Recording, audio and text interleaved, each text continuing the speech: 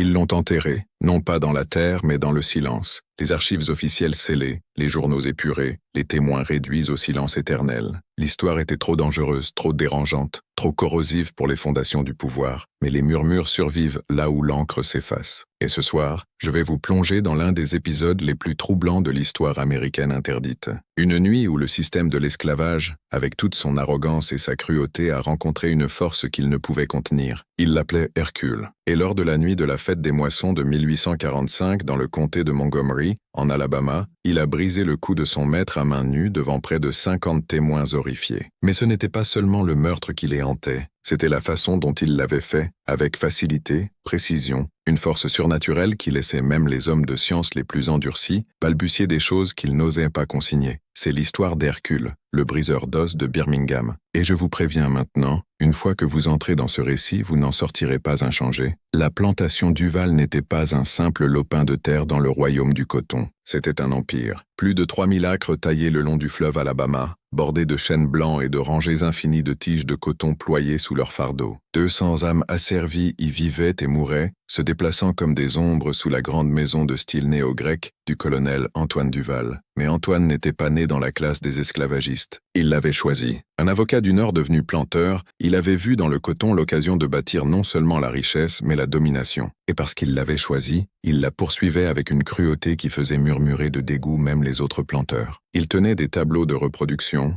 des registres de punition, des journaux remplis de données comme si les vies humaines étaient des expériences. Il ne voulait pas simplement le contrôle. Il voulait repousser les limites du contrôle lui-même, pousser les hommes au-delà de leurs limites et noter le point de rupture. Cette obsession est ce qui l'a amené à acquérir Hercule. Acheté d'une plantation en faillite en Géorgie, Hercule arrivait avec des avertissements. Son acte de vente contenait des mots qu'aucun document d'esclave n'aurait dû contenir. Capacités physiques inhabituelles, possible anomalie médicale. L'acheteur assume tous les risques. Le vendeur, un Anglais nommé Hargrove, voulait s'en débarrasser rapidement. Hercule était un géant pour son époque, dominant les hommes du haut de ses 1,93 avec des mains si calleuses qu'elles ressemblaient à de la corne. Mais ce n'était pas seulement la taille. Les témoins disaient qu'il pouvait porter seul des balles de coton qui en exigeaient habituellement 2. Il pouvait travailler du lever au coucher de la lune sans s'effondrer, et pourtant, ses yeux trahissaient quelque chose de plus dangereux. L'intelligence, l'éducation. La nuit, il gravait des symboles dans la terre devant sa cabane. Pas des lettres, mais des formes et des équations que personne ne comprenait. Le colonel Duval, scientifique amateur, y voyait plus qu'un ouvrier. Il y voyait un spécimen. Et ainsi commencèrent ses évaluations de force. Des sessions privées dans l'ancien hangar à chariots de la plantation, où Hercule soulevait, pliait, brisait des enclumes, des poutres de chêne, des segments de machines en fer, et Duval, gribouillant furieusement dans ses carnets reliés de cuir, s'enivrait de ce qu'il observait. Bientôt le secret s'estompa. Des invités furent conviés, des voisins, des juges, des médecins, des hommes de science qui avaient lu sur la physiologie raciale et aspiraient à en voir la preuve de leur propre yeux. Ils se rassemblaient à la lueur des torches pour regarder Hercule performer, pour voir cet homme, cet esclave, accomplir ce qu'il pensait impossible à un humain. Mais quelque chose changea au fur et à mesure des démonstrations. La force était indéniable, mais la tension dans le silence d'Hercule l'était aussi. Il obéissait, oui, il pliait le fer et brisait les poutres. Mais les témoins commencèrent à remarquer ses yeux. Pas les yeux d'une brute forcée au spectacle, mais d'un homme calculant, mesurant, attendant. À l'automne 1845, alors que le colonel Duval préparait sa grande célébration de la fête des moissons, le regard d'Hercule portait une intensité qui inquiétait même ses compagnons d'esclavage. Le forgeron Apollon jurait qu'Hercule posait des questions étranges sur la structure de la maison, les habitudes du colonel, les mouvements des serviteurs. C'était comme s'il se préparait non pas pour une autre démonstration, mais pour quelque chose de définitif. La fête des moissons arriva. La maison bourdonnait de préparatifs. 50 invités, juges, médecins, riches planteurs, même un professeur autrichien d'anthropologie physique arrivèrent pour festoyer sur de la dinde, du jambon et des délices importées. Mais le vrai climax était prévu dans le hangar à chariots après le dîner. Duval, rouge de vin et d'importance personnelle, promit à son auditoire un spectacle, la poussée d'Hercule au-delà de toutes les limites, dans un domaine qu'aucun homme n'avait vu. Ces journaux du matin contenaient cette ligne glaçante. Aujourd'hui, je pousserai le spécimen au-delà de tous les seuils. La science n'exige rien de moins. Et ainsi, sous les torches, ils se rassemblèrent. Hercule attendait à l'intérieur, les épaules droites, sa silhouette massive rétroéclairée par les flammes. Les invités murmuraient d'excitation. Duval donna le signal et Hercule souleva, plia, brisa comme commandé. Les poutres de chêne craquèrent comme des brindilles. Les barres de fer se tordirent comme des cordes. La foule haleta, griffonna des notes, murmura d'admiration, mais Duval en exigea plus. Plus de poids, plus de tension, plus de preuves de ses théories. Puis au climax, il pointa un volant d'inertie d'une égreneuse à coton, 180 kilos de fer massif, et ordonna à Hercule de le soulever. La pièce tomba dans le silence. Hercule regarda la roue puis son maître, et alors, d'une voix si basse que les invités durent se pencher pour l'entendre, il dit « Non, monsieur ». Les mots frappèrent comme un coup de feu. Un esclave refusant un ordre était impensable. C'était la rébellion, c'était la mort. Le colonel Duval se figea, puis exigea de nouveau, la voix dégoulinante de fureur. Mais les yeux d'Hercule contenaient quelque chose qu'aucun homme présent n'avait jamais vu sur le visage d'un esclave. Une défiance calme, une décision froide. Il répéta « Non, monsieur, je ne crois pas que je le ferai ». Et à cet instant, l'air changea. Les invités qui pensaient être venus pour du divertissement réalisèrent soudain qu'ils avaient pénétré dans quelque chose de bien plus sombre, quelque chose que personne ne pouvait contrôler. Ce qui suivit, le craquement d'os, la fuite paniquée d'hommes puissants dans la nuit, la disparition d'Hercule et du corps de son maître deviendrait une histoire si interdite qu'elle faillit disparaître de l'histoire. Presque, parce que ce soir, vous l'entendez, et une fois que vous l'entendez, vous ne pouvez plus la déentendre. Le bruit était inconfondable. Pas le choc du fer, pas l'éclatement du bois, mais le craquement final et sec d'un os. Les témoins le décriraient plus tard de différentes façons. Une branche se brisant sous le gel hivernal. Un mât de navire cédant dans une tempête. Le craquement sec de la glace se fendant sur un lac gelé. Mais tous s'accordaient sur une chose. C'était le son du pouvoir qui inversait son cours. Le maître qui pendant des années avait commandé les corps comme des biens, avait vu son propre corps brisé en un instant. Le colonel Antoine Duval, seigneur de 3000 acres et de 200 âmes, s'effondra comme une marionnette dont on coupe les ficelles. Son cou tordu grotesquement, ses yeux grands ouverts et vides pendant un battement de cœur. Silence. Personne ne bougea. Même les torches semblaient hésiter, leurs flammes figées par la gravité de l'acte. Hercule se tenait au-dessus de lui, ses mains encore tendues comme si elles bercèrent quelque chose de fragile. Sa respiration était régulière, son visage impassible. Il n'avait pas l'air d'un homme qui avait perdu le contrôle, mais d'un homme qui avait choisi délibérément, soigneusement, de mettre fin à la vie de son maître. Puis il parla. « Messieurs, dit-il, sa voix précise, calme, articulée d'une manière qui glaçait le sang, je vous suggère de partir maintenant. » La panique éclata. Des hommes dignes, juges et médecins, planteurs et professeurs, trébuchèrent les uns sur les autres comme des enfants terrifiés. Ils bousculèrent les torches, renversèrent des chaises, se frayèrent un chemin vers les portes du hangar à chariots. Le juge Étienne Moreau, un homme qui se targuait autrefois de son sang-froid inébranlable, hurla comme un animal acculé en trébuchant sur ses propres pans de manteau. Le docteur Louis Beaumont de Mobile serra sa poitrine comme s'il était déjà mort, balbutiant de manière incohérente en se forçant à travers la foule. Même le professeur Klein, qui était venu observer avec l'œil froid de la science, lâcha son carnet et s'enfuit dans l'obscurité sans un regard en arrière. Dehors, les invités devinrent une débandade. Des calèches furent renversées dans la précipitation pour s'échapper. Des manteaux fins furent déchirés, des chaussures abandonnées dans la boue, des réputations réduites en lambeaux dans une frénésie d'autopréservation. Ils abandonnèrent la plantation comme si le feu lui-même la dévorait. En quelques minutes, le grand domaine Duval redevint silencieux. Sa salle à manger vide, ses torches vacillantes, son maître gisant sans vie sur le sol du hangar. Et Hercule, il ne les poursuivit pas, il ne cria pas. Il se contenta de se tenir là, respirant dans le calme soudain, regardant le pouvoir se dissoudre dans le chaos. Pour une fois, l'homme asservi était la dernière figure debout. À l'aube, les murmures avaient déjà commencé. Les serviteurs qui n'avaient pas osé s'approcher pendant la nuit émergèrent prudemment pour trouver le hangar abandonné. Les torches s'étaient éteintes. Le corps du colonel Duval avait disparu.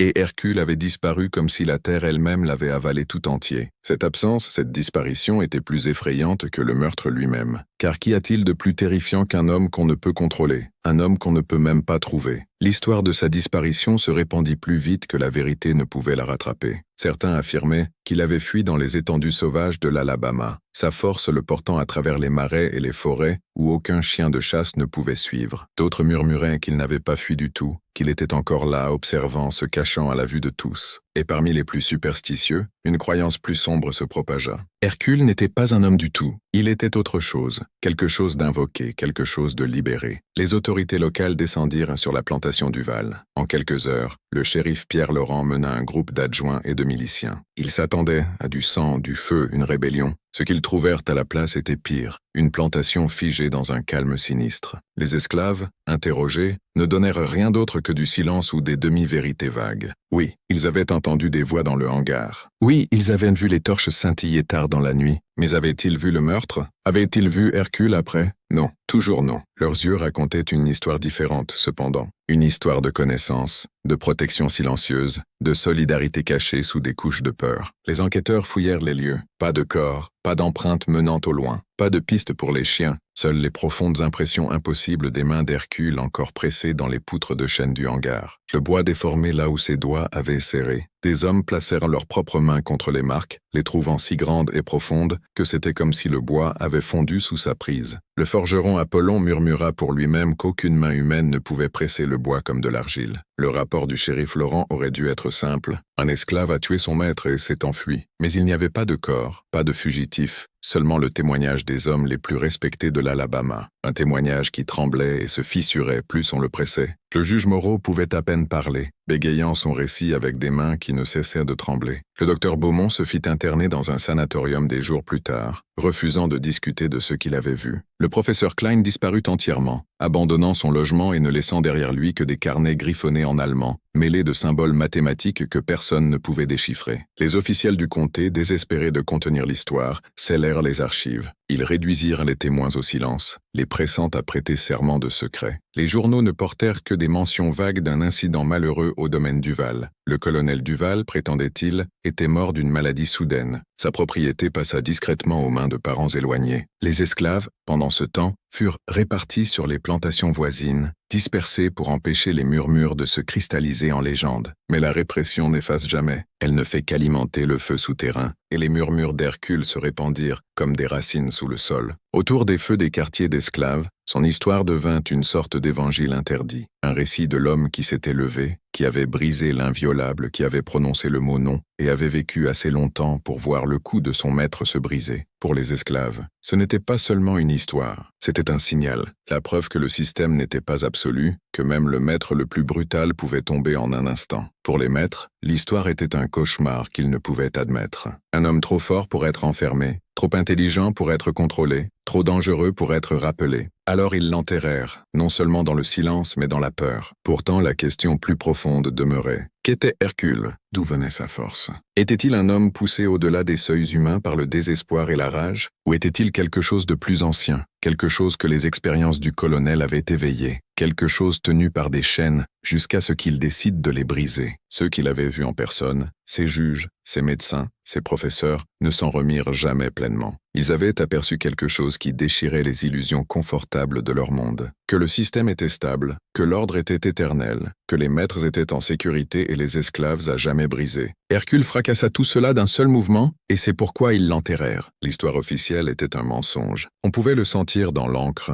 dans la façon dont les journaux trébuchaient sur leur langage, dans la manière creuse dont les officiels parlaient de causes naturelles. Aucun maître de plantation ne meurt au sommet de sa vie lors d'une nuit de fête, en recevant 50 invités, pour que aucun de ces invités ne parle publiquement de ce qui s'est passé. Mais en Alabama, en 1845, la machinerie du pouvoir était efficace. Le shérif rédigea son rapport, le tamponna et le verrouilla. Le tribunal du comté scella les témoignages. Les témoins signèrent des déclarations rédigées non par eux-mêmes, mais par des hommes dont les mains tremblaient en trempant leurs plumes. La presse reçut des avertissements et l'histoire s'évapora avant d'atteindre le comté voisin. Ce qui émergea à la place fut la fiction aseptisée. Le colonel Antoine Duval, planteur éminent, avocat et bienfaiteur, était décédé subitement d'une apoplexie, un mot à la mode pour une mort sans explication. Les funérailles furent privées. Le domaine fut transféré rapidement à des parents du Nord comme si les rouages de l'héritage avaient été graissés des mois à l'avance. Les esclaves furent répartis, brisés et vendus à des plantations voisines. Des familles déchirées,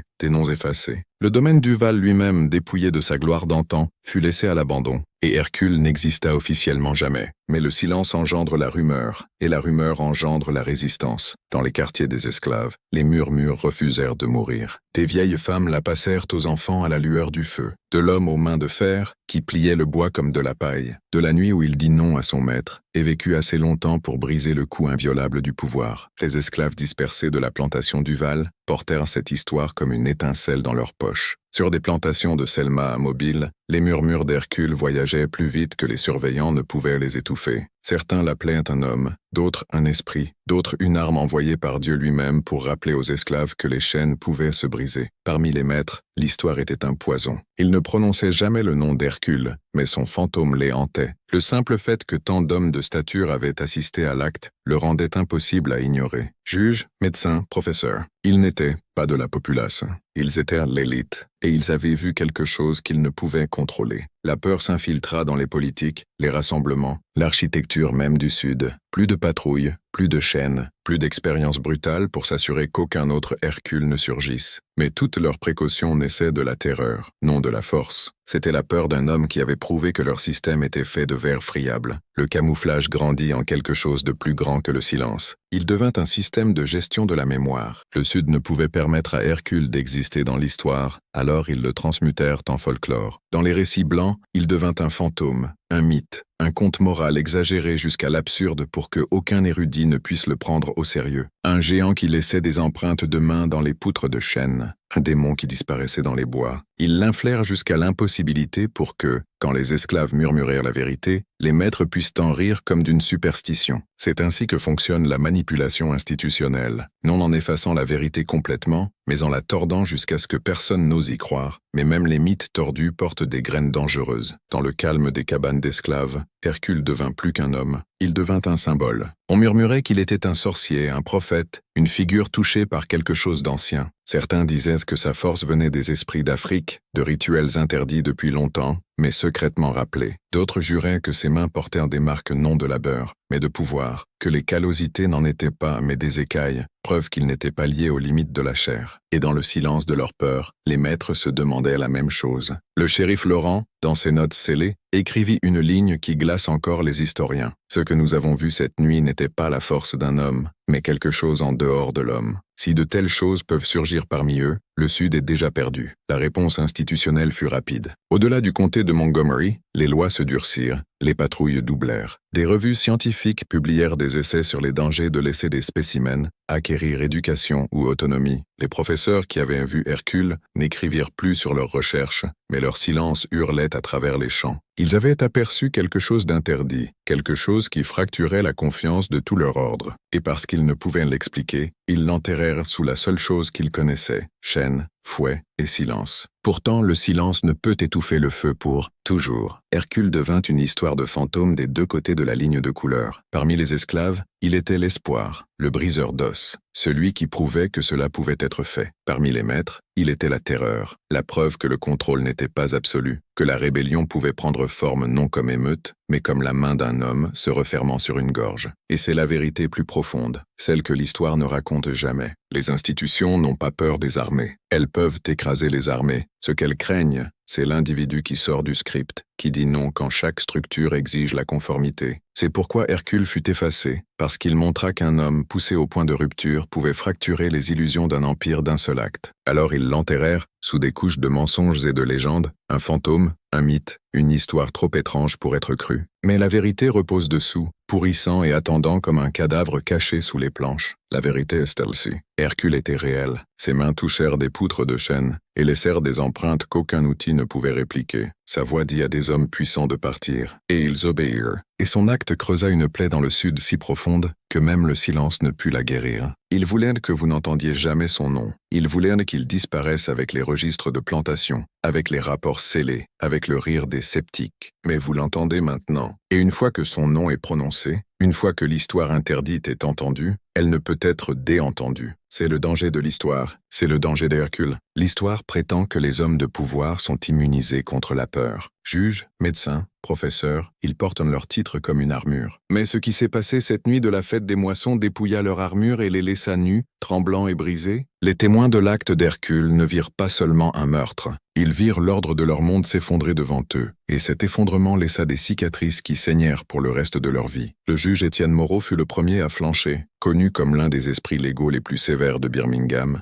il revint de la plantation du Valpal, les yeux creux, incapable de présider une seule audience sans trembler. Son clerc nota dans un journal privé que les mains du juge tremblaient si violemment qu'il ne pouvait tenir une plume. En chambre, il sursautait au moindre bruit, une porte se fermant, une chaise raclant et murmurait « le son », comme s'il entendait de nouveau le craquement d'os. En 6 mois, Moreau se retira complètement de la vie publique, prétextant une frustration nerveuse. Il mourut reclus, son nom autrefois fier murmuré avec pitié, comme s'il avait sombré dans la folie. Le docteur Louis Beaumont de Mobile ne s'en sortit pas mieux. Il était venu à la plantation avec un détachement clinique, impatient d'observer ce qu'il pensait être un spécimen physiologique rare. Il repartit un homme brisé. En quelques semaines, il s'interna dans un sanatorium privé aux abords de Mobile, citant des terreurs nocturnes et des hallucinations. Ses journaux, découverts plus tard, cachés dans un coffre verrouillé par ses descendants, révélaient que les hallucinations n'étaient pas aléatoires. Elles étaient des visions d'Hercule. Il écrivit que chaque nuit, il voyait le géant debout au pied de son lit, les yeux brûlants, les mains fléchies comme prêtes à briser l'air lui-même. Beaumont confessa dans ses journaux qu'il ne croyait plus qu'Hercule était pleinement humain. Il usa de mots comme « d'un autre monde » et « non lié ». Sa dernière entrée, griffonnée d'une main tremblante avant son suicide, ne disait que « il m'a regardé et il me connaissait ». Il connaissait tout. Le professeur Emmanuel Klein, l'anthropologue autrichien, disparut entièrement. Sa chambre d'hôtel à Nashville fut trouvée abandonnée, ses affaires intactes, mais ses carnets éparpillés sur le sol comme laissés dans la hâte. Ces carnets, maintenant conservés dans une archive privée, contenaient quelque chose de plus étrange que de simples observations. Intercalées avec des phrases en allemand et des notes anatomiques, il y avait des pages de symboles, de motifs géométriques, de séquences mathématiques, de diagrammes alchimiques. Certains érudits croient aujourd'hui que Klein tenta de décoder Hercule pour l'insérer dans un système de connaissances anciennes, mêlant science et mysticisme. Quoi qu'il ait découvert, cela le détruisit. Il ne fut jamais revu. Certains murmuraient qu'il était rentré en Autriche. D'autres murmuraient des théories plus sombres, qu'Hercule n'avait pas fui dans les étendues sauvages, mais avait emporté Klein avec lui, réduisant au silence l'homme qui pourrait révéler la vérité. La figure la plus glaçante de toutes était le shérif Pierre Laurent. Il mena l'enquête initiale, rédigea le rapport scellé et essaya d'imposer l'ordre au chaos. Mais au fil des ans, le masque se fissura. Tard dans la vie, après que l'alcool eut assoupli sa langue, Laurent admit à des amis ce qu'il avait vraiment vu. Il dit que la force d'Hercule était terrifiante. Oui, mais ce n'était pas l'acte physique qui le hantait. C'était la façon dont Hercule les regardait ensuite, avec intelligence, avec contrôle, avec choix. Laurent dit qu'il n'avait pas l'air d'une bête qui avait perdu l'esprit. Il avait l'air d'un homme qui avait décidé, et c'est ce que nous ne pouvions permettre d'exister. La confession de Laurent laisse entrevoir la terreur plus profonde, non pas qu'Hercule était surnaturel, mais qu'il était libre. Un homme libre est une menace. Un homme libre avec la force de 10 hommes est une apocalypse. Pour que le système survive, Hercule devait être effacé, non parce qu'il était mythe, mais parce qu'il était fait. Et voici la vérité la plus sombre. Les témoins eux-mêmes devinrent des gardiens involontaires du secret. Leur peur était si profonde, leur réputation si fragile que le silence était leur seul échappatoire. Mais le silence les rongeait de l'intérieur. Ils devinrent des coquilles d'hommes, des rappels vivants que le système qu'ils soutenaient était une farce. Certains essayèrent d'enterrer le souvenir dans des rationalisations, appelant Hercule une bizarrerie de la nature, une anomalie médicale. D'autres penchèrent vers la superstition, se convainquant qu'il était un démon conjuré des marais. Mais sous tous ces masques gisait la même plaie. Ils avaient vu un homme asservi se dresser plus haut que tout leur ordre. Quand ils moururent, leurs familles portèrent des fragments de l'histoire, chaque version déformée par la honte. Certains descendants murmuraient d'un esclave géant que leurs grands-pères avaient vu. D'autres parlaient de folie, de nuits où leurs aînés se réveillaient en hurlant. Une famille, descendant du juge Moreau, gardait une boîte verrouillée qui ne contenait rien d'autre qu'un bout de papier déchiré avec 3 mots griffonnés dessus. Il a dit « Non, imaginez le poids de cela ». 3 mots prononcés en défiance, si puissants qu'ils brisèrent des hommes de loi, des hommes de science, des hommes de richesse. Ces 3 mots devinrent la vraie arme d'Hercule. Plus que la force, plus que la vitesse, c'était le refus qui brisait l'illusion. Parce que dans ce refus gisait la graine de chaque rébellion, chaque révolution. Un simple nom peut défaire des siècles de contrôle, et c'est ce que le Sud ne pouvait pardonner. Pensez à cela. Des institutions entières furent ébranlées non par une armée, mais par un seul homme disant non. C'est pourquoi le camouflage importait. C'est pourquoi le silence fut imposé. Parce que si l'histoire d'Hercule s'était répandue sans entrave, elle aurait allumé un feu que nulle chaîne ne pouvait contenir. Mais voici la vérité qu'ils n'avaient pas prévue. Les histoires enterrées pourrissent en poison. Elles suintent à travers les fissures, murmurées à travers les générations, portées en fragments jusqu'à ce que quelqu'un écoute de nouveau. Et ce soir vous êtes cet quelqu'un.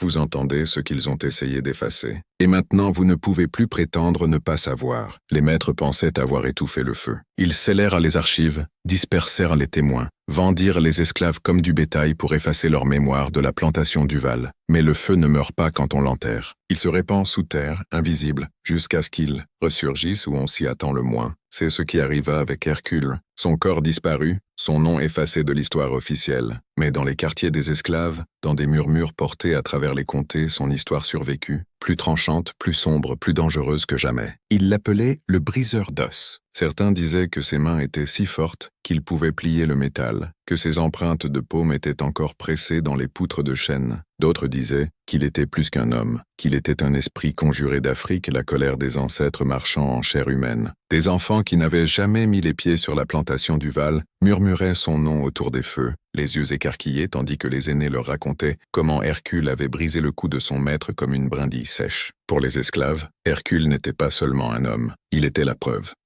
que le système n'était pas invincible, la preuve que même le maître le plus puissant pouvait tomber aux mains de celui qui refusait de s'incliner. L'histoire se répandit avec les esclaves vendus après la mort de Duval. Des familles déchirées portèrent des fragments du récit comme un contrebande. Une femme envoyée dans une plantation en Floride raconta aux autres « Je l'ai vu moi-même, grand comme 2 hommes, main comme de la pierre. Et quand il a dit non, le maître est mort. Un homme vendu en Caroline du Sud jura qu'Hercule avait disparu dans les marais et était encore vivant, attendant, se préparant pour le jour où il reviendrait et briserait les chaînes de tous. » Chaque version de l'histoire portait le même battement de cœur. Hercule avait dit non, et en disant non, il était devenu le symbole d'une liberté qui ne pouvait être écrite dans la loi, mais seulement saisie dans le sang. Les folkloristes parlent aujourd'hui de la façon dont les peuples asservis utilisaient des histoires codées pour préserver la connaissance, partager des avertissements, inspirer l'espoir sans attirer le fouet des surveillants. Hercule devint l'un de ces codes. Son nom était prononcé dans des berceuses, dans des champs de travail, caché sous des vers qui semblaient inoffensifs aux oreilles d'un maître écoutant. « Le briseur d'os marche », chantait-il. « Le briseur d'os vit ». Les maîtres, n'entendant que le rythme et le chant, ne réalisaient jamais qu'ils écoutaient une rébellion déguisée en mélodie. Mais les esclaves savaient. Ils savaient que l'histoire n'était pas simplement un mythe, mais une arme. Parce que même si Hercule avait disparu dans les étendues sauvages ou la tombe, sa défiance restait vivante dans l'esprit de chaque homme et femme qui avait jamais plié sous le fouet. Quand Hercule dit non, il donna voix à ce qu'ils portaient tous en eux. Il devint leur rébellion secrète, un fantôme qui vivait dans le silence mais brûlait dans la pensée, et les maîtres sentaient cette brûlure. Bien qu'ils aient enterré Hercule dans les archives officielles, leur peur de lui s'infiltra dans la loi et la politique. Les patrouilles doublèrent, les chaînes s'épaissirent, les flagellations nocturnes devinrent plus dures. Ils craignaient que chaque esclave porte un fragment d'Hercule en lui, que n'importe quel homme à n'importe quel moment puisse se dresser plus haut que son maître et briser l'illusion du contrôle. Et ainsi leur brutalité augmenta, non de force mais de panique, car la peur frappe toujours plus fort quand elle sait que son temps est compté. Les murmures disent que certains surveillants, des hommes endurcis qui avaient vu des rébellions écrasées, refusaient encore d'entrer dans les bois la nuit par peur d'Hercule. Ils juraient que son ombre marchait parmi les arbres, observant, attendant. Quelques-uns affirmaient que quand les chiens étaient lâchés sur des esclaves en fuite, les chiens parfois se figeaient, gémissant, refusant de poursuivre dans le marais. « Il est là !» murmurait-il. Le briseur d'os marche. Mais parmi les esclaves, la peur devint foi. Hercule devint non seulement un homme qui avait tué son maître, mais une prophétie. Certains disaient qu'il reviendrait quand les chaînes du Sud seraient les plus faibles. D'autres croyaient qu'il s'était déjà multiplié, que chaque homme fort, chaque femme défiante portait un morceau de l'esprit d'Hercule. Ils disaient que si assez d'entre eux murmuraient son nom, il ressusciterait, non comme un homme, mais comme une armée. Et voici la vérité. Les institutions ne vous diront jamais que le pouvoir n'est pas brisé par la force seule. Il est brisé par la croyance.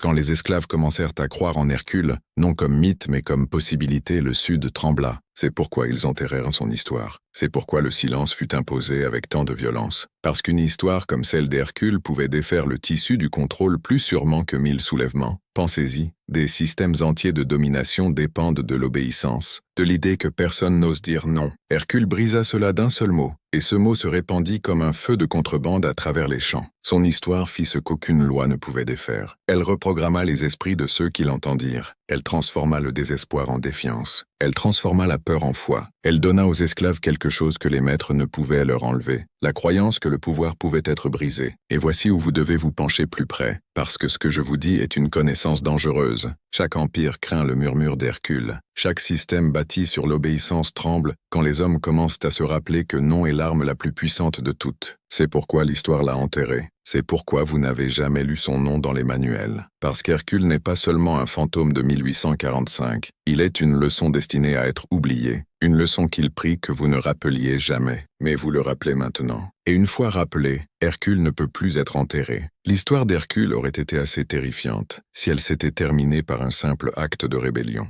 Un esclave tuant son maître dans un accès de rage. Mais ce n'est pas ce qui ébranla les fondations du Sud. Ce qui terrifia vraiment ceux qui le virent fut le sentiment que la force d'Hercule n'était pas naturelle, qu'elle venait de quelque part au-delà des explications de la science, au-delà des limites de la chair humaine. Et dans leur tentative désespérée de le catégoriser, de l'expliquer, les maîtres et leurs hommes de science engagés ne firent que rendre le mystère plus sombre. Dès le début, le corps d'Hercule attira les soupçons. L'acte de vente de Géorgie notait une constitution inhabituelle, possible anomalie. Même avant que Duval ne l'achète, son précédent propriétaire, l'anglais Hargrove, s'était inquiété de ce qu'il appelait la vigueur surnaturelle d'Hercule. Les ouvriers des champs disaient qu'il pouvait travailler 16 heures sans fatigue, puis se lever le lendemain comme si rien ne l'avait touché. Le forgeron Apollon jura avoir vu Hercule plier un fer à cheval en cercle parfait à main nue, un acte que les forgerons les plus forts ne pouvaient répliquer sans marteau et chaleur. Mais ce n'était pas seulement la force. Il y avait l'endurance, la vitesse, une étrange résistance aux blessures. Une poutre tombante l'avait frappé à l'épaule, lors de la construction d'une presse à coton. Les os de tout autre homme se seraient brisés. Hercule se leva simplement, épousseta la poussière et continua son travail. Il fut coupé, fouetté, battu, mais sa peau guérissait avec une rapidité surnaturelle, laissant de faibles cicatrices, là où d'autres portèrent des cartes entrecroisées d'agonie. Les surveillants murmuraient qu'il était construit différemment, comme si du fer coulait dans son sang au lieu de chair. Duval, obsédé par la science, y voyait non un homme, mais un spécimen. Dans l'intimité de son hangar à chariot, il testa Hercule sans relâche, mesurant souffle, pouls, endurance. Les invités se rappelaient avoir vu des carnets reliés de cuir, dans lesquels Duval esquissait des diagrammes du cadre d'Hercule, essayant de cartographier ses proportions pour tracer la densité impossible de ses muscles. Mais c'était dans ses notes privées, découvertes des décennies plus tard, que sa fascination vira à l'horreur. Le sujet présente des traits incompatibles avec la physiologie connue, musculature répondant au-delà du seuil, endurance frisant l'inépuisable. Serait-ce un vestige, un retour en arrière, preuve d'une souche non enregistrée en science? Certains érudits ultérieurs interprètent ces mots comme les divagations d'un planteur ivre de pseudoscience. Mais d'autres croient que Duval trébucha sur quelque chose qu'il ne pouvait expliquer, quelque chose de plus ancien, quelque chose de réprimé. Considérez ceci, les symboles qu'Hercule gravait dans la terre devant sa cabane. Les témoins disaient qu'ils n'étaient pas des lettres, mais des marques étranges, des équations, des formes. Un serviteur de maison les décrivit comme des chiffres et des cercles, comme les étoiles. Hercule était-il éduqué en secret? Portait-il une connaissance interdite transmise non par des livres, mais par la mémoire, un héritage plus ancien que les chaînes du Sud? Le professeur Klein le pensait certainement. Parmi les carnets qu'il laissa avant de disparaître, il y avait des pages remplies de diagrammes géométriques et de notes cryptiques en latin et grec. Une phrase répétée en allemand se distingue. Ist kein Mann, ist eine Erinnerung. Il n'est pas un homme. Il est un souvenir. Quel souvenir? Un souvenir de quoi? Certains théorisent que Klein croyait qu'Hercule incarnait une lignée que le monde occidental avait essayé d'effacer. Une chaîne ininterrompue de connaissances et de pouvoirs portés d'Afrique, enterrée sous l'esclavage, attendant un vaisseau assez fort pour se révéler. D'autres pointent vers des origines plus sombres. Parmi les communautés asservies, les murmures affirmaient qu'Hercule était touché. Certains disaient que sa mère faisait partie d'un ordre secret, des pratiquants de rites anciens qui appelaient les esprits pour la force. D'autres juraient qu'il était né pendant une lune de sang, un enfant marqué par les ancêtres avec une vigueur impossible. Dans les quartiers, ils disaient qu'Hercule était plus qu'un homme. Il était le retour du guerrier, l'incarnation conjurée de toute la rage et la force arrachée par des siècles de chaînes. Même le shérif Laurent, dans l'une de ses confessions ivres, admit que quand Hercule le regarda, cela ressemblait à regarder dans quelque chose qui n'était pas de ce monde. Il était calme. Laurent dit trop calme, comme s'il savait ce qui venait, comme s'il avait été ici avant, comme s'il ne brisait pas seulement un coup. Il finissait une histoire plus ancienne que nous tous. C'est la question interdite. Hercule était-il simplement un homme avec une force extraordinaire? Ou était-il autre chose? Un vaisseau de mémoire, un porteur de pouvoir ancien.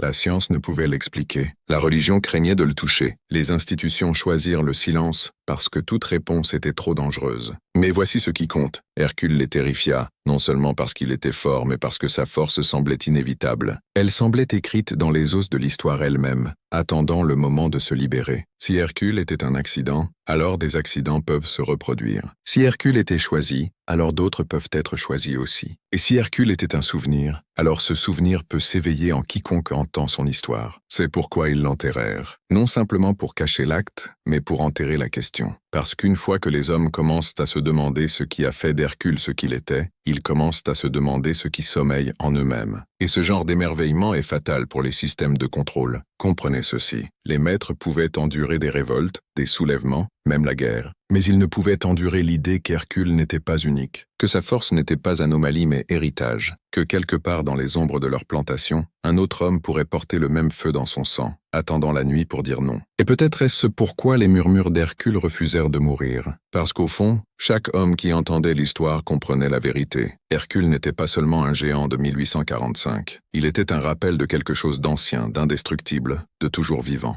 Le 19e siècle se disait l'âge de la science. Mais en vérité, c'était l'âge du contrôle. Les sciences qui fleurissaient en Amérique, phrénologie, anthropologie, physiologie raciale, étaient moins sur la découverte que sur la justification. Elles existaient non pour illuminer la vérité, mais pour défendre le pouvoir. Elles habillaient le préjugé en langage de mesure, enveloppèrent la cruauté dans le manteau des données et utilisaient des tableaux, des crânes et des journaux pour arguer que les chaînes de l'esclavage n'étaient pas brutalité mais ordre naturel. Dans ce monde entra Hercule, une contradiction vivante, un homme dont l'existence même déchirait des trous dans leurs théories soigneusement tissées. Il était le cauchemar que la science ne pouvait expliquer et devait donc effacer. Le colonel Duval se prenait pour un homme de savoir. Sa bibliothèque contenait des volumes d'œuvres pseudo-scientifiques, des traités sur la phrénologie, des journaux cataloguant la hiérarchie supposée des races, des manuels sur la gestion des plantations qui réduisaient les vies humaines à des chiffres sur des tableaux de reproduction. Il croyait en la classification. Il croyait que chaque corps pouvait être mesuré, disséqué, cartographié. Et quand Hercule entra dans son monde, Duval pensa avoir trouvé le sujet ultime, le spécimen qui prouverait ses théories. Mais plus il mesurait, moins Hercule avait de sens. Les journaux privés de Duval, récupérés lors de la démolition du domaine un siècle plus tard, révèlent une frustration croissante. Il enregistra la capacité pulmonaire d'Hercule comme dépassant les moyennes connues de 30%.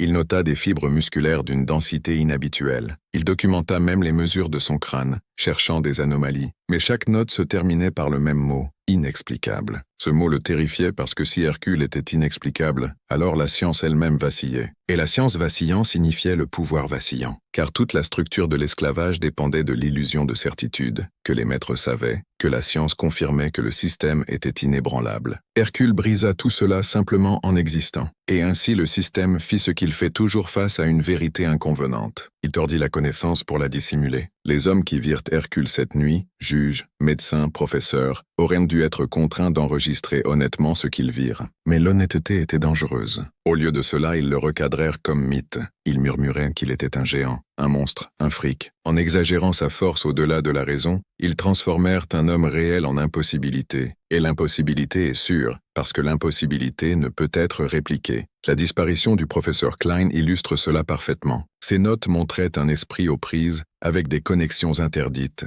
des symboles liant Hercule à des traditions anciennes, des équations suggérant une endurance au-delà des calculs humains. S'il avait publié, l'existence d'Hercule aurait pu fissurer les murs de l'établissement scientifique. Au lieu de cela, Klein disparut, son travail éparpillé, rejeté comme folie. Son nom fut discrètement rayé des rôles universitaires. Hercule devint non des données mais une rumeur. Ce n'était pas un accident, c'était une méthode. Les sciences du 19e siècle étaient bâties sur la répression autant que sur la découverte. Pour chaque étude publiée prouvant l'infériorité raciale, il y avait des observations ignorées en silence, des anomalies enterrées, des vérités étranglées avant qu'elles ne respirent. Hercule était l'anomalie la plus dangereuse de toutes. Il n'était pas plus faible, il était plus fort, il n'était pas brisé, il était entier, et il se tenait devant les hommes de science comme une réfutation vivante de chaque tableau, chaque crâne, chaque théorie frauduleuse. Comprenez ce que cela signifie. Les fondations même de leur pouvoir, loi, religion, science dépendaient de l'accord, de l'illusion que la réalité elle-même obéissait à leur structure. Quand Hercule écrasa des poutres de chêne, quand il travailla 16 heures sans fatigue, quand il brisa le cou de son maître aussi facilement que de casser une brindille, la réalité elle-même refusa d'obéir. C'est pourquoi ils le réduisirent au silence, non seulement pour cacher l'acte de rébellion,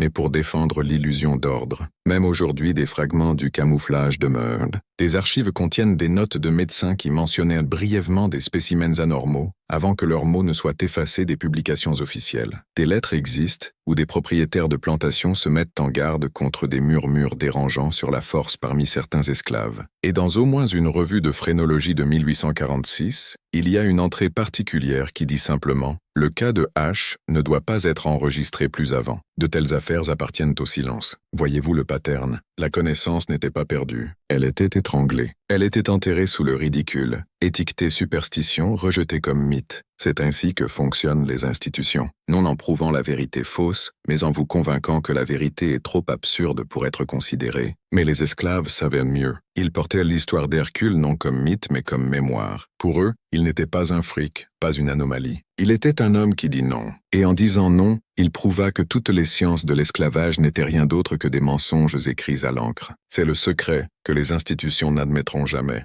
L'homme le plus dangereux n'est pas celui qui brise les chaînes, mais celui qui expose que les chaînes étaient illusions depuis le début. Hercule fit les deux. Il brisa le corps de son maître et fracassa la science du maître dans le même souffle. Et c'est pourquoi son nom fut effacé. Parce que se rappeler Hercule, c'est se rappeler que le pouvoir est fragile, que la science peut être corrompue, que les systèmes sous lesquels vous vivez ne sont pas éternels. Ce sont des murs de papier attendant une main forte pour les déchirer. Alors demandez-vous, combien d'autres Hercules ont été enterrés? Combien de vérités ont été étranglées en mythes parce qu'elles contredisaient les narratifs du pouvoir? Et que se passerait-il si chaque histoire enterrée, chaque anomalie réduite au silence revenait rugissante à la lumière? C'est la peur avec laquelle ils vivent. C'est pourquoi votre histoire est remplie de lacunes, de murmures, de fragments qui n'ont pas de sens. Parce que si vous voyiez l'image entière, vous réaliseriez peut-être ce qu'ils réalisèrent cette nuit à Birmingham. Le contrôle est une illusion, et il peut se briser en un instant. Demandez-vous ceci, qu'est-ce qui est plus dangereux? Un homme qui tue son maître ou une histoire qui refuse de mourir? Un acte unique met fin à une vie, mais une histoire infecte les esprits. Elle traverse les frontières, saute les murs, passe de bouche à oreille jusqu'à devenir inarrêtable. Le corps d'Hercule disparut.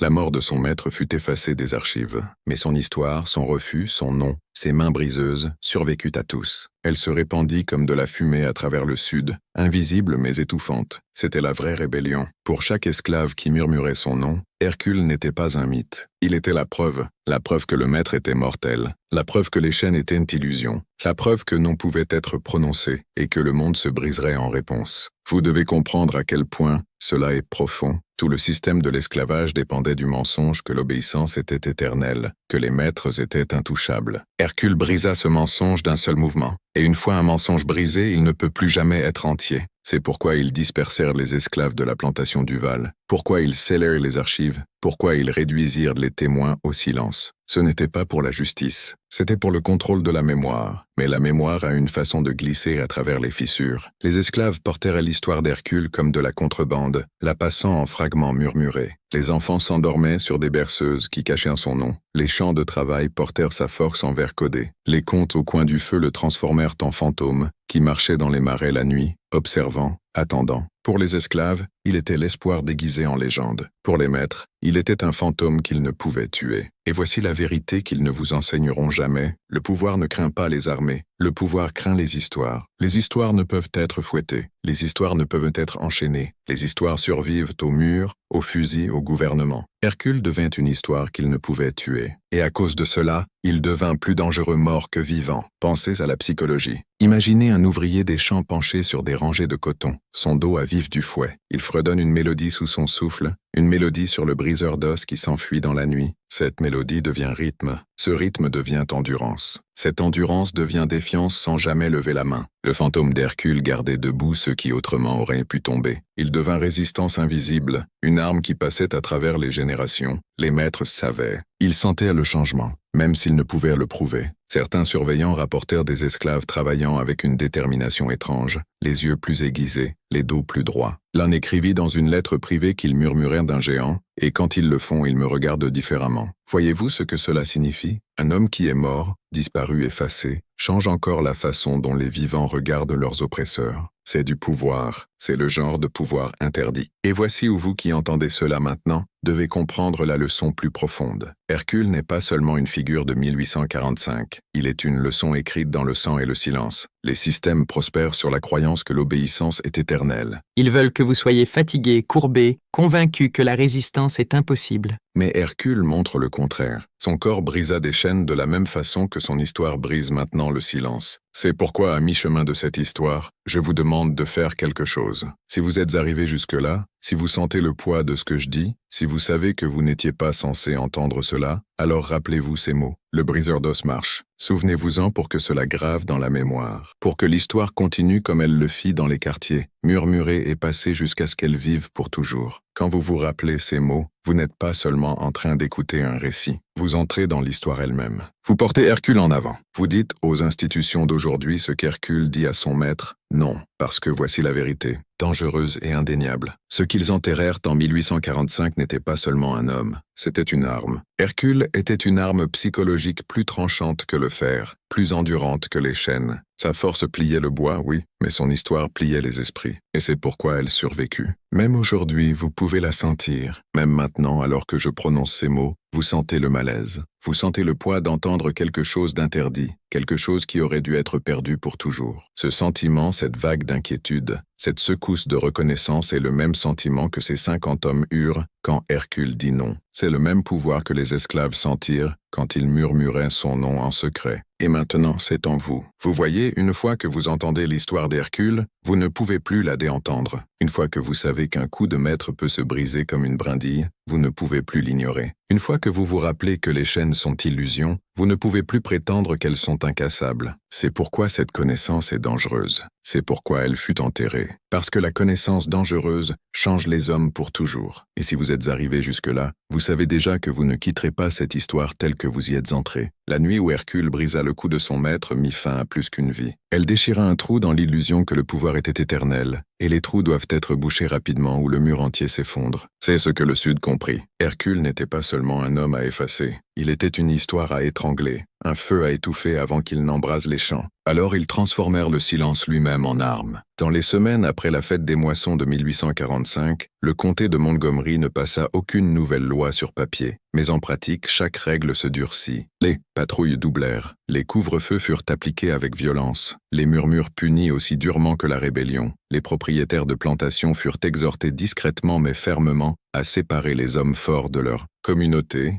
les dispersant pour qu'aucun Hercule ne puisse émerger de nouveau. C'était la peur déguisée en ordre, et la peur est toujours la forme la plus aiguisée de la loi. Les témoins, juges, médecins, professeurs, devinrent des outils de ce silence. Ils ne parlèrent jamais publiquement, mais leur absence parlait plus fort que les mots. L'effondrement du juge Moreau, le suicide du docteur Beaumont, la disparition du professeur Klein. Chacun murmurait une vérité que le système n'osait reconnaître, qu'ils avaient vu quelque chose qu'ils ne pouvaient expliquer, quelque chose qui craqua leur science, leur loi, leur vision du monde entière. Le comté enterra leur témoignage, mais le peuple remarqua. Pourquoi des hommes de telle stature s'effondreraient-ils si rien ne s'était passé? Pourquoi le silence pesait-il si lourd si aucun secret n'était à protéger? C'est le paradoxe de la répression. Plus vous enterrez la vérité, plus elle gagne en pouvoir dans les ombres. L'histoire d'Hercule devint une écriture interdite. Les esclaves en parlaient non comme histoire, mais comme prophétie. En Géorgie, ils murmuraient qu'Hercule n'avait pas disparu du tout, mais marchait dans les marais invisibles, attendant le signal pour se lever de nouveau. En Caroline du Sud, ils racontaient aux enfants que chaque fois que le tonnerre craquait, c'était Hercule brisant un autre coup de maître dans le monde des esprits. En Floride, des chansons émergèrent avec des vers cachés. Le briseur est parti, le briseur est proche, le briseur marche, pas de chaîne à craindre. Pour les maîtres, c'était la terreur faite chair. Ils pouvaient écraser des soulèvements, ils pouvaient pendre des rebelles, mais ils ne pouvaient pendre un fantôme, ils ne pouvaient enchaîner une histoire, et ainsi leur peur se tourna vers l'intérieur, empoisonnant leurs propres institutions. Chaque patrouille qui rôdait la nuit, chaque fouet plus dur qui frappait la chair n'était pas force. C'était faiblesse, panique, désespoir pour contrôler ce qui ne pouvait l'être. Pensez-y de cette façon. Le Sud prétendait être bâti sur la stabilité, sur l'ordre éternel. Mais un acte d'un homme révéla la vérité. Leur monde était fragile. Un seul refus pouvait le briser. L'histoire d'Hercule n'était pas seulement rébellion, c'était contagion. et la contagion se répand plus vite sous terre qu'à l'air libre. C'est pourquoi le silence fut imposé avec tant de précision. Ce n'était pas seulement pour cacher une mort, c'était pour contrôler la mémoire elle-même, parce que la mémoire est le champ de bataille qu'ils craignent le plus. Vous voyez, les institutions peuvent survivre à la guerre, à la famine, même à la révolution. Mais si elles perdent le contrôle de la mémoire, elles perdent tout. Et la mémoire d'Hercule était la seule chose qu'ils ne pouvaient effacer. Même leurs tentatives de distorsion les trahissaient. Les journaux ne portaient que des lignes vagues sur le décès soudain de Duval. Les registres de plantation omettaient entièrement le nom d'Hercule, comme si le rayé de l'encre pouvait le rayer de l'existence. Mais l'absence elle-même devient preuve. Quand des pages entières manquent, quand les archives sautent d'un mois à l'autre sans explication, le silence hurle plus fort que les mots. Des érudits qui fouillèrent des siècles plus tard trouvèrent les lacunes, les fichiers scellés, les contradictions, et dans ces lacunes, Hercule vit de nouveau. Mais les esclaves n'avaient pas besoin d'archives, ils avaient des murmures. Les murmures sont immunisés contre le feu. Les murmures portent la vérité longtemps après que l'encre s'est fanée. Autour des feux, dans les heures cachées entre crépuscule et aube, l'histoire d'Hercule était retoldée jusqu'à devenir rituel, un rituel de survie, un rituel de défiance. Il devint moins un homme et plus une arme de l'esprit, le briseur d'os, celui qui dit non, celui qui prouva que le coup du maître était aussi fragile qu'une brindille, et c'est l'essence de l'écriture interdite. C'est la vérité cachée dans le mythe, la connaissance dangereuse enveloppée dans l'histoire. Vous la racontez doucement, vous la passez soigneusement, et elle devient plus forte que n'importe quelle loi. C'est ce qu'Hercule devint, une écriture de refus, un évangile de défiance, une mémoire trop dangereuse pour laisser mourir. Demandez-vous combien d'hommes enchaînés tirèrent force de ce murmure, combien de surveillants sursautèrent aux ombres dans le marais, se demandant si le briseur d'os marchait encore, combien de maîtres resserrèrent leur emprise, sachant, dans leurs os que leur pouvoir était déjà brisé.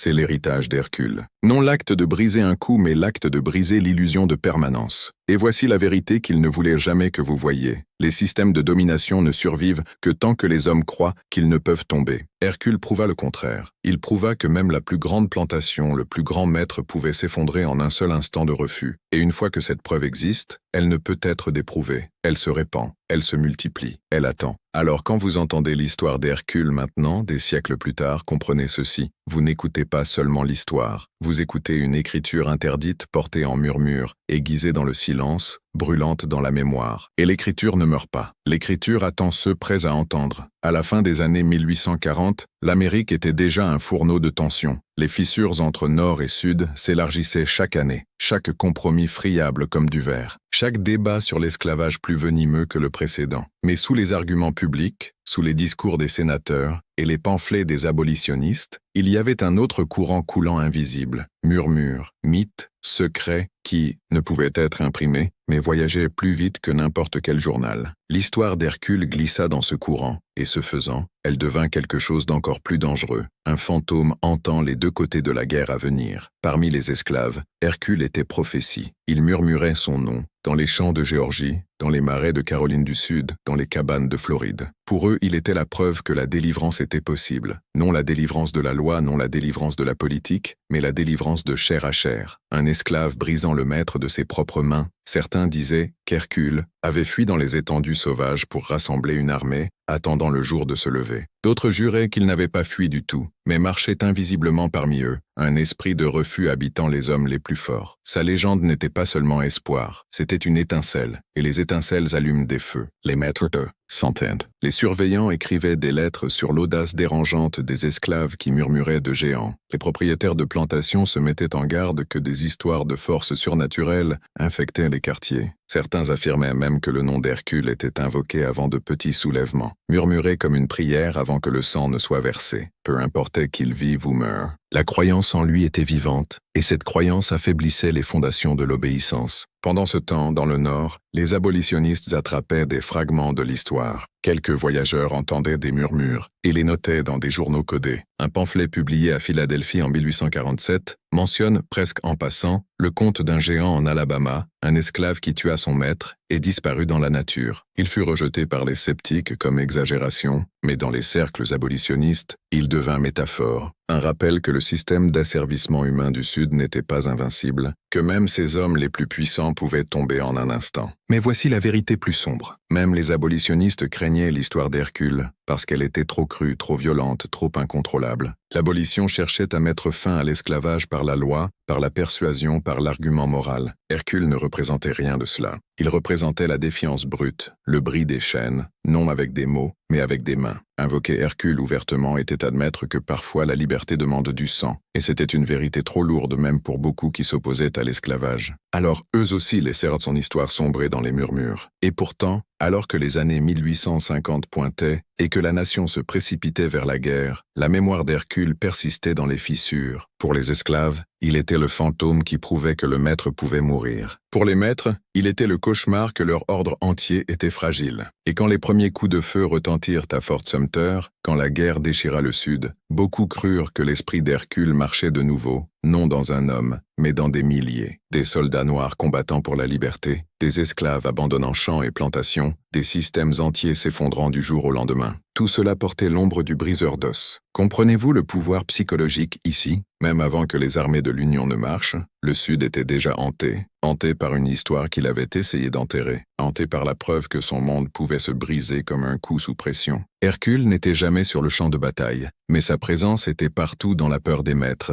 dans la résolution des esclaves, dans la connaissance que rien bâti sur des chaînes n'est éternel. Et pourtant, après la guerre, après l'émancipation, après la grande convulsion de sang et de ruines, l'histoire d'Hercule ne remonta pas à la surface de la liberté. Non, elle fut enterrée de nouveau. Pourquoi? Parce que même dans la liberté, son histoire était trop dangereuse. La nouvelle Amérique qui émergea après 1865 ne voulait pas d'Hercule. Le Nord voulait un récit de loi et de victoire, de liberté gagnée par sacrifice et politique. Le Sud voulait un récit de tragédie et de gloire perdue, la cause perdue qui habillait l'esclavage en soi et prétendait qu'il était noble. Hercule ne cadrait dans aucun. Il n'était pas loi, il n'était pas tragédie. Il était la vérité brute de la rébellion, chaîne brisée par des mains humaines, ordre brisé comme os. Et ainsi son nom disparut des manuels, des discours, des histoires officielles. Mais ce n'est pas parce qu'il fut effacé qu'il fut parti. Son histoire recula sous terre comme elle l'avait toujours fait. Des familles noires la murmuraient dans les cuisines. Des grands-mères la racontaient aux enfants qui se penchaient près du feu. Des prédicateurs y faisaient allusion dans des sermons voilés de métaphores, appelant le briseur comme un symbole de la justice de Dieu. Hercule devint folklore. Oui, mais un folklore qui coupait plus tranchant que n'importe quelle épée. C'est la vraie terreur d'Hercule. Il refusa de rester enterré. Il glissa à travers les fissures,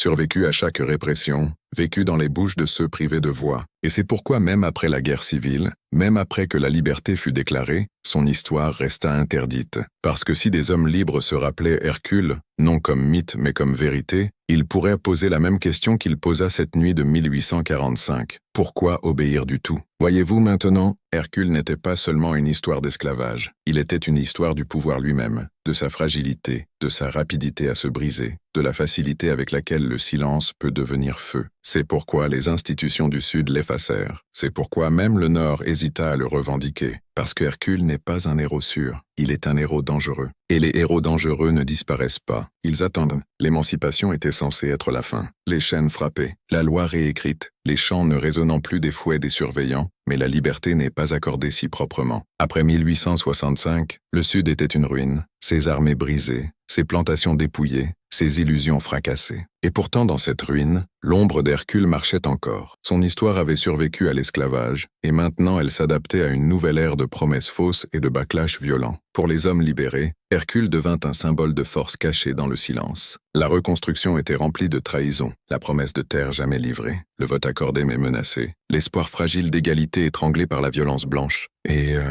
dans ces années de liberté fragile, l'histoire d'Hercule passa de la rébellion à l'endurance. Des grands-pères la racontaient, comme preuve que les forts survivent. Des mères la murmuraient aux fils. Souvenez-vous que le briseur d'os vit en vous. Ils peuvent vous battre, ils peuvent vous tromper, mais ils ne peuvent défaire votre force. Elle devint code. Des prédicateurs noirs utilisaient le nom d'Hercule dans des sermons sans jamais dire qui il était. Ils parlaient de l'homme fort qui dit non, attentif à brouiller la ligne entre Bible et histoire. Les congrégations hochèrent la tête en silence, connaissant la référence portant le feu chez eux. Dans des champs de travail, son nom se cachait dans le rythme. Dans des contes populaires, il était parfois un géant, parfois un esprit conjuré, parfois simplement un homme qui refusait. Et à travers chaque déguisement, la vérité pulsait. La force est nôtre. Le pouvoir peut être brisé, mais alors que le Sud reprenait le contrôle par la terreur et la loi, l'histoire d'Hercule prit un second sens plus sombre. Pour le Sud blanc, il devint un fantôme de vengeance. Il parlait rarement son nom, mais dans des murmures parmi planteurs et shérifs, le briseur d'os était un raccourci pour la peur de la résistance noire. Dans la montée de Jim Crow, vous pouvez entendre l'ombre d'Hercule. Pourquoi l'obsession de garder l'homme noir à sa place? Pourquoi les cavaliers de nuit, les foules lyncheuses, les chaînes infinies de lois conçues pour étouffer la liberté? Ce n'était pas seulement la haine, c'était la peur. La peur que le fantôme d'Hercule vive encore. La peur que n'importe quel homme noir puisse porter le même feu,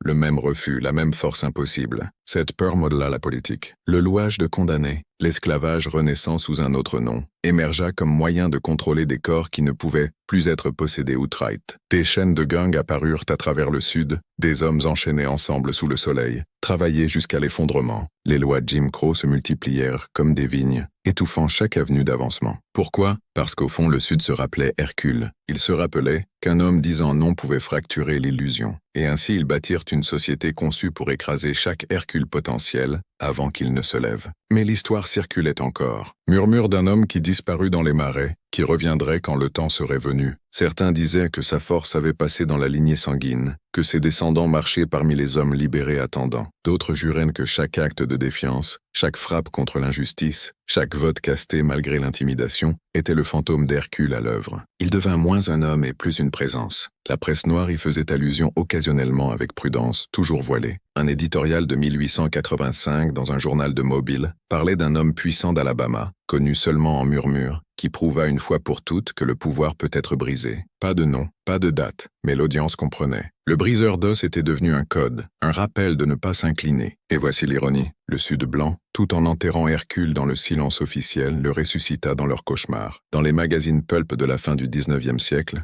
vous trouvez des échos déformés, des histoires de géants noirs monstrueux, inhumainement forts, tapis dans les marais menaçant la civilisation. Ce n'étaient pas des coïncidences. C'était l'ombre d'Hercule tordue en propagande. La même histoire qui donnait espoir aux opprimés était utilisée comme carburant de terreur par les oppresseurs. Cette dualité est la marque de la connaissance interdite. Elle habilite ceux qui en ont besoin et terrifie ceux qui la craignent. Alors qu'était Hercule dans cette nouvelle Amérique? Il était à la fois prophétie et menace. Pour les hommes libérés, il était endurance incarnée, preuve que la force ne peut être volée. Pour le Sud, il était cauchemar incarné, le rappel que le système pouvait être brisé en un instant. Et parce qu'il ne pouvait être revendiqué ouvertement par aucun côté, il vivait dans l'entre-deux. Folklore, murmure, écriture prononcée dans le silence. C'est la preuve la plus profonde de son pouvoir. Hercule ne disparut pas avec l'esclavage. Il muta, il s'adapta. Son histoire survécut à la reconstruction, à Jim Crow, à chaque coin caché où la vérité résiste à l'effacement. Même quand les lois écrasèrent les corps, même quand les foules pendaient des hommes aux arbres, le murmure d'Hercule rappelait à ceux qui l'entendaient. Le cou du maître se brise comme une brindille. Voyez-vous maintenant? Hercule n'était jamais seulement un homme. Il n'était jamais seulement force. Il était mémoire armée. Il était une histoire aiguisée en écriture. Et l'écriture, une fois écrite dans l'âme humaine, ne peut être effacée par la loi, par les fouets, par les balles ou par le temps. C'est pourquoi même aujourd'hui, bien que son nom soit absent des livres d'histoire, vous sentez un tremblement quand vous l'entendez, parce qu'Hercule n'appartient pas à 1845. Il appartient à chaque moment où un homme regarde le pouvoir et dit « Non ». À l'aube du XXe siècle, l'Amérique portait un nouveau masque. L'esclavage était parti en loi, mais son fantôme vivait dans des chaînes de pauvreté, ségrégation et violence. Et à travers ces ombres, Hercule marchait de nouveau. Son nom, jamais écrit dans les manuels, jamais prononcé en classe, survivait dans les artères cachées de la mémoire, sur les porches, dans les salons de coiffure, dans les camps de travail, dans des histoires murmurées passées entre pères et fils. Hercule n'était plus seulement le briseur d'os de Birmingham. Il était l'archétype de la force niée, mais jamais détruite. Dans les premières décennies, quand des ouvriers noirs se tuaient au travail dans des mines de charbon et des chemins de fer sous contrat de compagnie, la légende d'Hercule devint une chanson. Des anciens chants de travail enregistrés par des folkloristes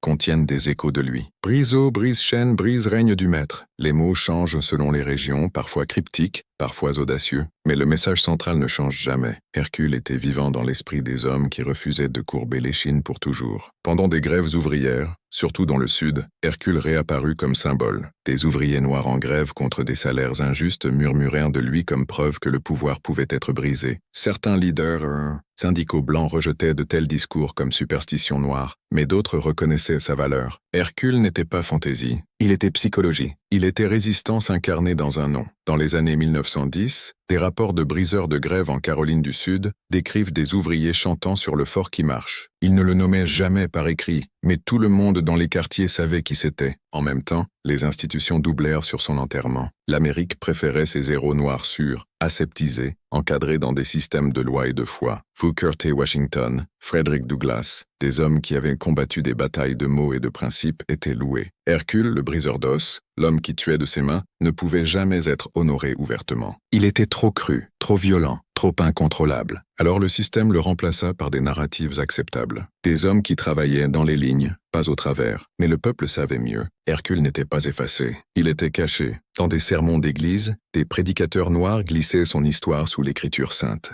Ils parlaient d'un homme comme l'Hercule d'antan, attentif à brouiller la ligne entre Bible et l'histoire. Les congrégations entendirent le code. Elles hochèrent la tête. Elles portaient le feu chez elles. Hercule devint un pont entre textes sacrés et résistance vécue. Un rappel que la justice de Dieu pouvait venir non par la patience seule, mais par le bris des chaînes. Même l'ennemi se rappelait de lui. La propagande suprématiste blanche du début du XXe siècle dépeignait souvent des hommes noirs comme des brutes monstrueuses, des géants de force surnaturelle menaçant la civilisation. Ces caricatures grotesques naissaient non seulement du racisme, mais de la mémoire. C'était l'ombre d'Hercule, tordu en terreur. Le briseur d'os était devenu partie de l'inconscient américain, le cauchemar que la suprématie blanche ne pouvait oublier. Et ainsi les foules lyncheuses se levèrent, les cavaliers de nuit rôdèrent, Jim Crow durcit son emprise. Tout cela alimenté par une peur qu'il n'osait nommer, la peur qu'un autre Hercule se lève. Puis vint le mouvement des droits civiques. Les années 1950 et 1960 mirent l'Amérique noire de nouveau sous les projecteurs de l'histoire. Mais même ici, Hercule resta un fantôme interdit. Des leaders comme Martin Luther King Jr.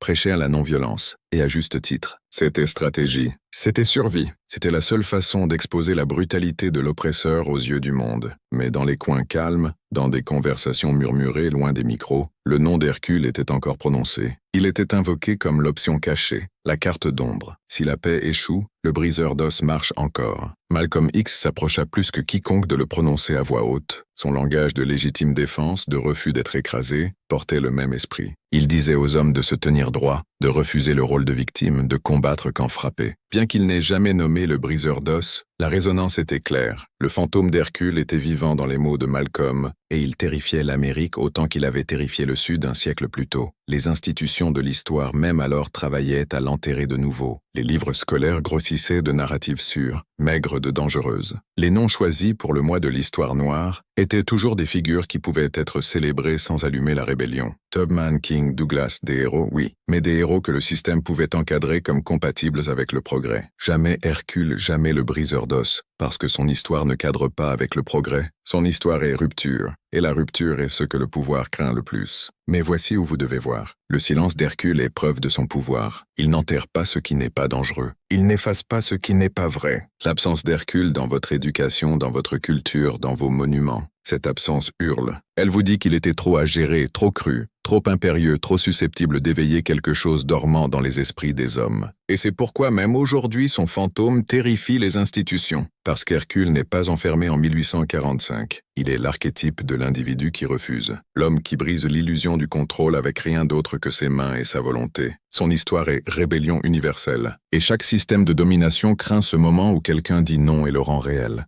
Vous le sentez, n'est-ce pas? Même maintenant, à travers les siècles, son histoire ébranle quelque chose en vous. Ce n'est pas coïncidence. Ce n'est pas seulement histoire, c'est connaissance interdite à l'œuvre. La même connaissance interdite qui se répandit autrefois en murmures à travers les quartiers d'esclaves, se répand maintenant à travers vos oreilles, alors que vous entendez ces mots. Hercule marche encore, non comme un homme mais comme mémoire, non dans des champs de coton mais dans chaque coin où le pouvoir presse, et les hommes se demandent s'ils peuvent résister. Son nom est encore une arme, son silence est encore une cicatrice, et son fantôme, bien que non dit, est encore craint par chaque institution qui bâtit sa force sur l'obéissance. C'est pourquoi vous n'avez jamais appris sur lui. C'est pourquoi je vous le dis maintenant. Chaque empire raconte des histoires pour se protéger, peu importe s'il s'appelle royaume, république ou démocratie. Le pouvoir survit en décidant quelles vérités sont permises et lesquelles sont enterrées. L'histoire d'Hercule n'était pas simplement cachée parce qu'elle était violente. Elle était cachée parce qu'elle révélait la machinerie du contrôle. Et une fois que vous voyez la machinerie, vous ne pouvez plus être régi par l'illusion. Pensez-y. Hercule n'était pas une armée. Il n'avait pas d'armes. Il n'avait pas de followers cette nuit. Il était un homme contre un système de richesse, loi, science et religion, tous exigeant son obéissance. Et pourtant, en l'espace de quelques battements de cœur, il brisa ce système ouvert. Il brisa le cou de l'homme qui le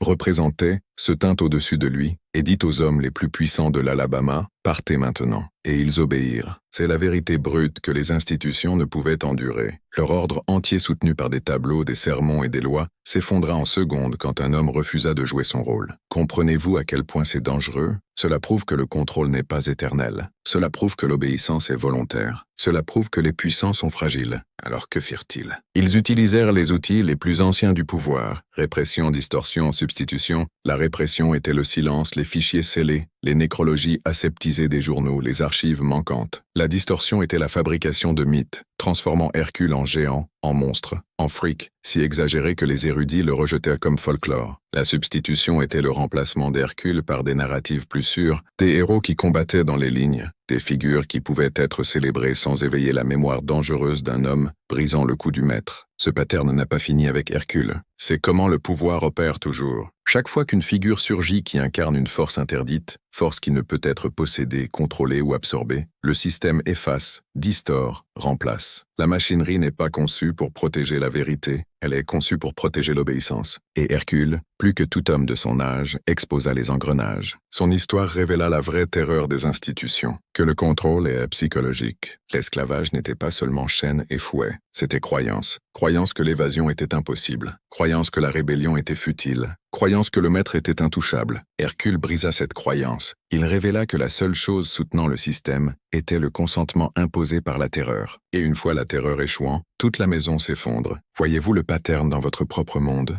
Regardez au-delà de 1845, regardez aujourd'hui. Pourquoi pensez-vous que certaines vérités ne font jamais leur chemin dans vos classes, vos médias, vos livres d'histoire? Pourquoi certains noms sont loués sans fin, tandis que d'autres disparaissent dans le silence? La machinerie tourne encore. Les histoires qui inspirent la conformité sont élevées. Les histoires qui éveillent la rébellion sont enterrées. Hercule n'est pas unique. Il est l'exemple le plus clair d'une loi universelle. La connaissance dangereuse doit être cachée parce qu'une fois répandue, le contrôle meurt. Les hommes qui le virent savèrent cela. Le juge Moreau qui ne pouvait arrêter de trembler. Le docteur Beaumont qui écrivit dans son journal avant de se suicider « Il me connaissait ». Le professeur Klein qui remplit ses carnets de symboles avant de disparaître dans le vide. Ils n'étaient pas brisés par un meurtre. Ils étaient brisés par la révélation. Ils virent la machinerie de leur monde se briser sous les mains d'un homme qu'on leur avait dit être propriété. Et à cet instant, leur science, leur loi, leur identité entière fut exposée comme fraude. C'est pourquoi le nom d'Hercule envoie encore un frisson parce qu'il ne s'agit pas seulement d'une nuit à Birmingham. Il s'agit de la fragilité de tous les systèmes. Il s'agit du moment où l'obéissance finit et le pouvoir s'effondre. Il s'agit de la mémoire qui ne peut être effacée, que même le plus grand empire peut être défait en un seul refus. Pensez aux implications. Si Hercule était possible, alors chaque tableau, chaque hiérarchie, chaque structure d'ordre naturel était un mensonge. Si un esclave pouvait devenir maître de lui-même en un seul moment, alors aucun homme n'était en sécurité au sommet de la pyramide du contrôle. Et si aucun homme n'était en sécurité, alors le système lui-même était condamné. C'était la révélation, c'était la plaie. C'est pourquoi ils l'enterrèrent. Et pourtant l'enterrer ne le détruisit pas. L'histoire s'échappa, vécut en murmure, se porta en avant. C'est la preuve ultime que la répression n'est pas contrôle, c'est peur. Les institutions réduisent au silence parce qu'elles tremblent. Elles effacent parce qu'elles ne peuvent endurer la mémoire. Elles enterrent parce qu'elles savent qu'une histoire dangereuse peut survivre à des siècles de mensonges. C'est ce que vous entendez maintenant. Pas un mythe, pas un conte de chevet, mais le son de la machinerie se brisant. Parce qu'une fois que vous connaissez l'histoire d'Hercule, une fois que vous sentez le poids de son refus, vous pouvez voir les engrenages tourner dans votre propre temps. Vous pouvez reconnaître comment la vérité est gérée, comment la mémoire est contrôlée, comment les histoires sont choisies pour vous. Et une fois que vous voyez cela, l'illusion se dissout. C'est pourquoi Hercule compte. C'est pourquoi son histoire était interdite. C'est pourquoi le silence autour de lui est preuve de son pouvoir. Parce que Hercule n'appartient pas seulement à l'histoire. Il appartient à chaque homme qui ose regarder le pouvoir et dire non plus. Et quand ce moment vient, quand la machinerie se brise, peu importe à quel point le système se pense fort, le cou du maître se brise toujours comme une brindille. C'est ici que cela finit. Ou plutôt, c'est ici que cela commence pour vous. Parce que si vous avez suivi jusque-là, si vous avez écouté le silence, si vous avez senti le poids de l'ombre d'Hercule, alors vous connaissez déjà la vérité. Cette histoire n'était jamais seulement sur 1845. Elle était sur vous. Elle était sur le monde dans lequel vous vivez maintenant. Elle était sur la machinerie du pouvoir qui vous entoure encore, qui murmure encore à votre oreille, qui vous dit encore d'obéir. Comprenez ceci. L'histoire d'Hercule n'est pas seulement histoire. C'est un miroir. Regardez dedans, et vous verrez les mêmes tours de répression vivant dans votre propre âge. Vérité cachée, archives scellées, héros choisis pour vous, tandis que les dangereux disparaissent,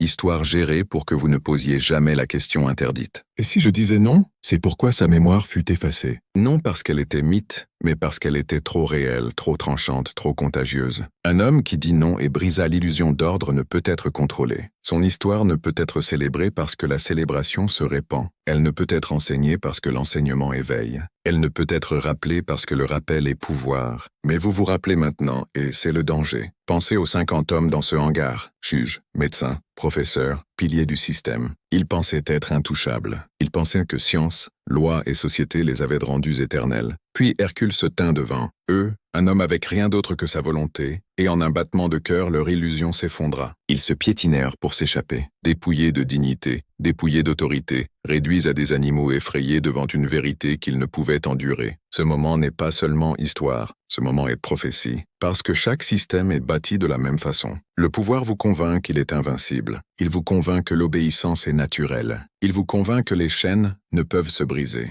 Mais le pouvoir ment, et quand le mensonge est exposé, quand quelqu'un refuse, quand quelqu'un brise l'illusion comme un coup, tout tombe. C'est pourquoi l'histoire d'Hercule était interdite. Parce qu'une fois que vous le savez, vous ne pouvez plus l'ignorer. Une fois que vous voyez la machinerie, vous ne pouvez plus la dévoir. Une fois que vous entendez le mot interdit, non, vous ne pouvez plus revenir au silence. Demandez-vous, pourquoi ne vous a-t-on jamais enseigné cela? Pourquoi vos manuels, vos écoles, vos médias ne mentionnent jamais Hercule de Birmingham? Pourquoi apprenez-vous sur des héros sûrs, des rébellions aseptisées, des histoires polies, mais jamais le briseur d'os? La réponse est la même qu'en 1845, parce que son histoire est trop dangereuse, parce que sa mémoire éveille quelque chose qu'ils ne peuvent contrôler, parce que si les hommes savaient qu'ils portent le feu d'Hercule en eux, le système tremblerait. Et maintenant vous savez. Le sentez-vous? Ce malaise dans votre poitrine, cette étincelle dans votre esprit, cette conscience que c'est plus qu'une histoire, c'est la transformation. C'est pourquoi la connaissance dangereuse est crainte, parce qu'elle vous change. Ce n'est pas divertissement, ce n'est pas mythe, c'est infection. Une fois infecté,